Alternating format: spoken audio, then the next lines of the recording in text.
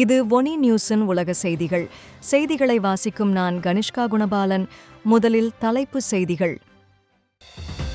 Israel முற்றாக அழிக்கப்பட்டிருக்கும், அமெரிக்காவால் தப்பியது. ஈரானின் உயர் தலைவரின் பதிவு. இலங்கையில் பயங்கரவாத தடை சட்டத்தை நீக்க வேண்டும். ஐக்கிய நாடுகள் சபையின் மனித உரிமைகள் பேரவையின் உயர்ஸ்தானிகர் வலியுறுத்தல்.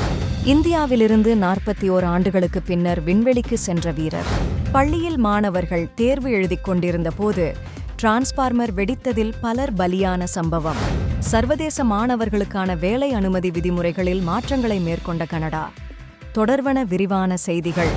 இஸ்ரேலுடன் ஈரானுக்கு இடையே ஏற்பட்ட மோதல் நிலையில் அமெரிக்கா நேரடியாக தலையிட்டது குறித்து ஈரானின் உயர் தலைவர் அயத்துல்லா அலி காமெனி தனது எக்ஸ் பக்கத்தில் கடுமையான கண்டனத்தையும் வெற்றிகரமான எதிர்த்தாக்குதலுக்கான பாராட்டையும் பதிவு செய்துள்ளார். 12 நாட்களாக நீடித்த இரு நாடுகளுக்கிடையிலான பதற்றமான மோதலுக்கு பின் ஏற்பட்ட போர் நிறுத்தத்தை தொடர்ந்து வியாழக்கிழமை வெளியிட்ட தனது முதல் உரையில் காமெனி போலியான சியோனிச ஆட்சியை நேருக்கு நேர் எதிர்கொண்டு வென்றதற்காக மாபெரும் ஈரானிய தேசத்தை வாழ்த்துகிறேன் என பதிவிட்டுள்ளார். அமெரிக்கா ஈரானின் முக்கிய அணுசக்தி தளங்களை தாக்கியது என்றாலும் அது மூலம் எந்த முக்கிய வெற்றியையும் பெற முடியவில்லை என்று அவர் வலியுறுத்தினார். மாறாக ஈரான் அமெரிக்காவிற்கு ஒரு மறக்க முடியாத பாடம் கற்பித்ததாகவும் கூறினார். மேலும் எதிர்காலத்தில் ஏதேனும் அச்சுறுத்தல் ஏற்பட்டால் ஈரான் மீண்டும் அமெரிக்க தளங்களை தாக்கும் சக்தியுடன் இருக்கிறது என்றும் எதிரிகள் மிகவும் கடுமையான விலை செலுத்த வேண்டிய நிலை உருவாகும் என்றும் அவர் எச்சரித்தார். அமெரிக்கா இந்த மோதலில் நேரடியாக தலையிட்டதையே இஸ்ரேல் முழுமையாக அழிக்கப்படுவதை தவிர்ப்பதற்கான முயற்சியாக காமெனி விளக்கியுள்ளார். மேலும் இஸ்ரேல் இந்த மோதலில் வீழ்த்தப்பட்டு நசுக்கப்பட்டுவிட்டதாகவும் அவர் தன் பதிவில் சுட்டிக்காட்டியுள்ளார்.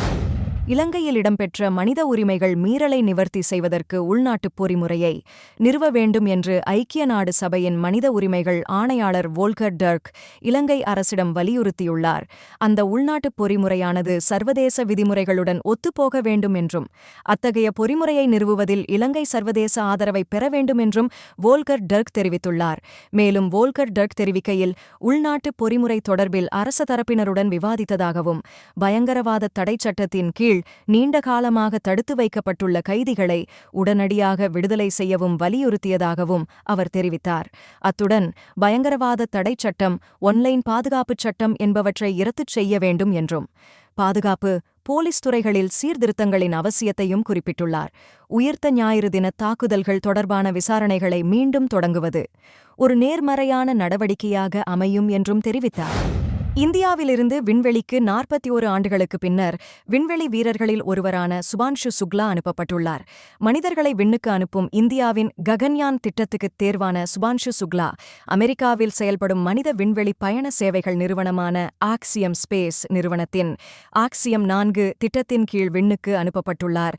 அத்தோடு அமெரிக்காவைச் சேர்ந்த கமாண்டர் பெக்கி விட்சன், போலந்து நாட்டு விண்வெளி வீரர் உஸ்னான்ஸ்கி விஸ்னிவ்ஸ்கி, ஹங்கேரி நாட்டைச் சேர்ந்த விண்வெளி வீரர் திபோர் கபு ஆகியோரும் விண்வெளிக்கு பயணம் மேற்கொண்டுள்ளனர். இந்த நிலையில் குறித்த விண்வெளி வீரர்கள் 14 நாட்கள் அங்கேயே தங்கி ஆய்வு நடத்திவிட்டு பூமிக்கு திரும்பவுள்ளதாக தெரிவிக்கப்படுகின்றது. இந்தியாவின் முதல் விண்வெளி வீரரான ராகேஷ் சர்மாவினைத் தொடர்ந்து 41 ஆண்டுகளுக்கு பின்னர் விண்வெளி சென்ற பெருமையை சுபான்ஷு சுக்லா பெற்றுள்ளார். ஆப்பிரிக்காவில் உள்ள பள்ளி ஒன்றில் மாணவர்கள் தேர்வு எழுதிக் கொண்டிருந்தபோது அருகில் இருந்த டிரான்ஸ்பார்மர் வெடித்ததில் பலர் பலியான சம்பவம் அதிர்ச்சியையும் சோகத்தையும் ஏற்படுத்தியுள்ளது. மத்திய ஆப்பிரிக்க குடியரசு நாட்டின் தலைநகரான பாங்கில் அங்குள்ள உயர்நிலை பள்ளி ஒன்றில் சுமார் 5,000க்கும் அதிகமான மாணவர்கள் படித்து வருகின்றனர். இந்நிலையில் பள்ளி ஆண்டு தேர்வுகள் தற்போது நடந்து வருகிறது. நேற்று பள்ளியில் மாணவர்கள் அமர்ந்து தேர்வு எழுதிக் கொண்டிருந்த போது பள்ளி அருகே இருந்த டிரான்ஸ்பார்மர் திடீரென வெடித்து சிதறியது.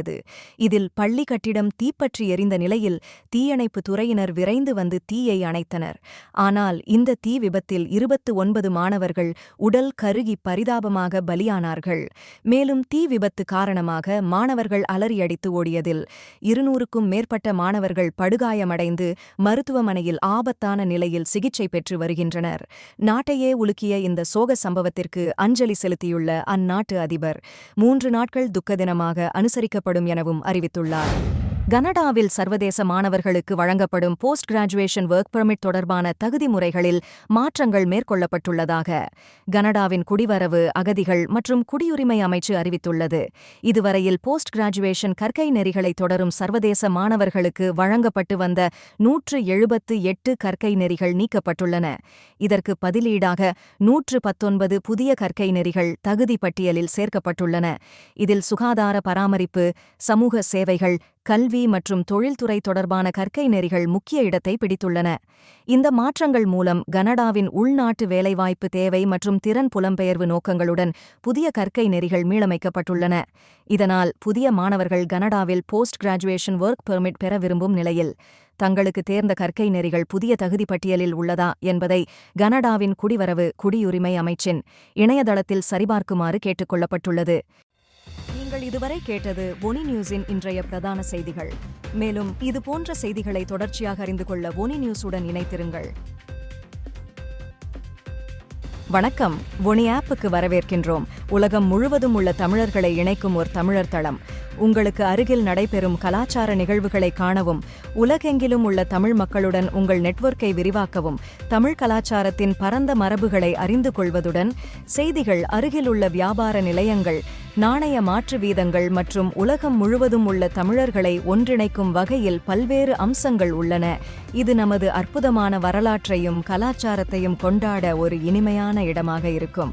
இப்போதே ஒனி ஆப்பை பிளே ஸ்டோர் அல்லது அப் ஸ்டோரில் டவுன்லோட் செய்யுங்கள்.